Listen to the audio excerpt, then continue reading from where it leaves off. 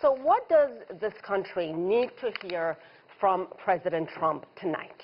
What we've seen right now is, again, we're talking about this spread of this coronavirus, this new coronavirus. I woke up this morning, it's now in 6 of 7 continents. It's not in Antarctica. But even going back 4 weeks ago, the World Health Organization declared this a public health emergency of international concern under international law, the international health regulations.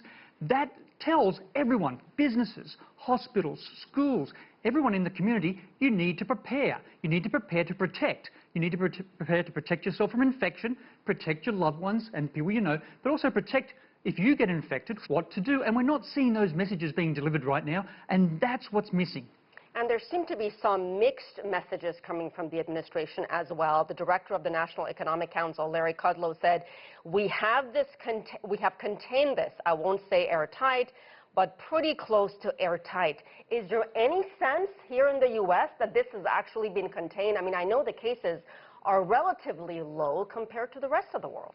Yes, there is. Whereas we're seeing the response made by the U.S. government, both with the cases we've had in the US, as well as those we've brought back from China or the Diamond Princess cruise ship from Japan, and how they've been put into these isolated areas. And we're getting reports each day of how those people are doing. What we're not seeing, though, is how good is our surveillance system?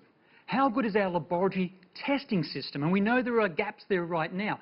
What can we leverage? We've got other surveillance systems like flu that we could piggyback on and use. We've got other systems within the community, citizen science, people just reporting mild illness that maybe meet the clinical symptoms and telling them, stay at home, don't leave until we give you further advice. And we're not seeing those messages get out there. And I'm really worried about this, because if we don't do that, people will start to be concerned. And we're now hearing, oh, if it's a potential pandemic, I need a mask. You don't need a mask. You need to know the basic skills of protecting yourself from being infected, and that's not happening. So if this administration, the White House, came to you, Gavin, and said, how do we get the message out? What do we need to do? What would you tell them? Don't do what you're doing right now.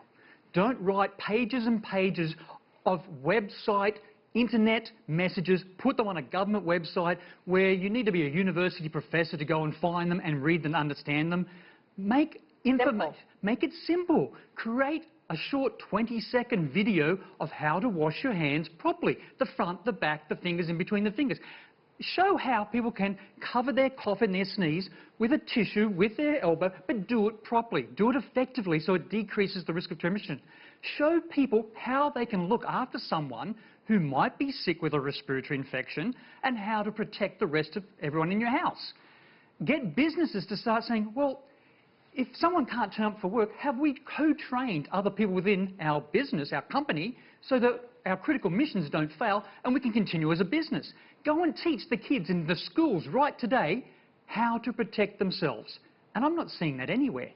Gavin, do you think we're a little bit late on this? Should these steps have been taken perhaps a few weeks ago?